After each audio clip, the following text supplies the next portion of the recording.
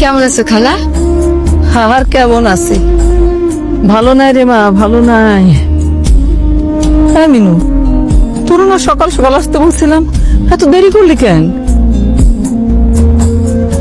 আমি আম্মারে কইছিলাম, কিন্তু আম্মা ঘরে সব কাজ শেষ করে তারপরে রওনা দিছে। চল ঘরে চল। আরে আপা, ঘরে পড়া যাবো, তুমি জরুরি খবর দেন তো সেটা আগে কও। আমার সব স্বপ্ন শেষ হয়ে গেছে রে বোন। আমার ছেলে, আমার রবিন এত বড় সর্বনাশ করে দিছে। রবিন কি সর্বনাশ করছে?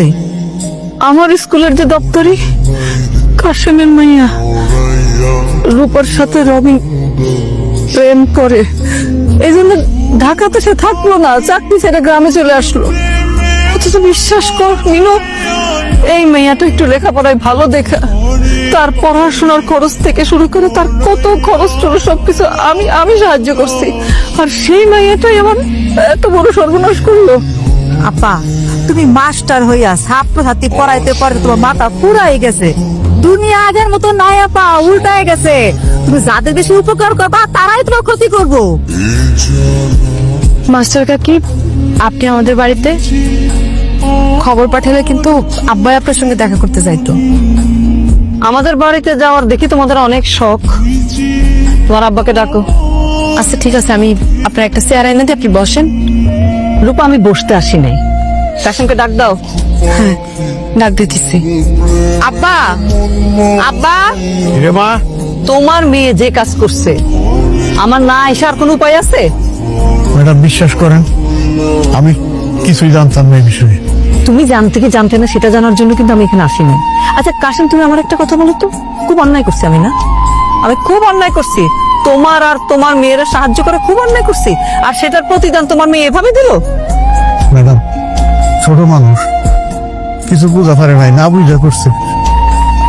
আমি বাইসা থাকতে আপনার কোনো ক্ষতি হবে না ম্যাডাম। আমি জানি তোমাদের মতো মানুষের কথার না কোনো দামই থাকে না। আচ্ছা, এত ছেলে থাকতে আমার ছেলের সঙ্গে প্রেম করতে হলো? হ্যাঁ, কেন করলো এটা? কারণটা কি রূপা? শোনো, কোনো সম্পর্ক করার আগে চিন্তা ভাবনা করতে হয়, বুঝছো?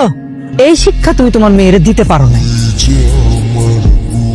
কি কয়ে গেল শুনলি? তোমার শুনলি না কি কয়ে গেল? তুই তোমার মরার ব্যবস্থা করছ, তোর জন্য এই আজ বলে কথা আবার বলে গেল বাড়ির উপর আইসা। তোরে কি বড় করছি আমি শুনতে কথা শোনার জন্য?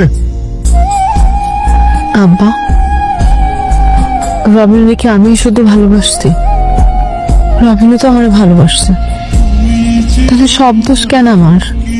বড় লোকের কোনো দোষ নেই, বড় হইস, বাবার মুখে চুনকালি দিস না, এটা তোর কাছে আমার অনুরোধ।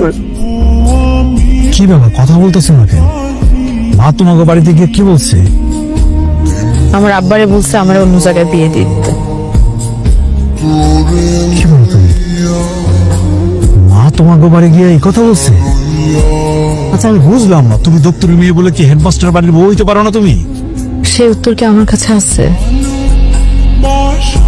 আমার কি মনে হয় রবিন, তুমি বরং তোমার খালাতো বোনরে বিয়ে করো, তাইলে তো সব সমস্যা শেষ। সব ঝামেলা শেষ মানে? আমি আমার খালাতো বোন মিতার বিয়ে করবো, এ কথা তোমার কে বলছে? আমি শুনছি তাই বললাম। তুমি শুনছো বলে দেখে সবকিছু হয়েছে গো? তাহলে আমি তোমার কাছে আসলাম কেন? সত্যি করে বলো তো, তুমি কি চাও? আমি কি চাই সেটা যদি হইতো তাহলে তো আর কোনো সমস্যাই ছিল না। তোমার মা আমারে বলছে আমি যাতে অন্য জায়গায় বিয়ে করি, নাহলে ক্ষতি হবে। তুমি বলো আমি কি করব? বাবা, আমি আজকে একটা ফাইনাল ডিসিশন নিব। আমি তো জানি কোনো লাভ নাই। তুমি তোমার মারে কতটুকু চেনো আমি জানি না, কিন্তু তোমার মারে আমি যতটা চিনছি, সেই মানুষটা নিজের মান সম্মান বাঁচানোর জন্য সবকিছু করতে পারে। আমিও তো তার ছেলে, সে যদি পারে আমি কেন তোমার ছেড়ে যাব? দেখি ছেলে ছাড়া মা কিভাবে থাকে।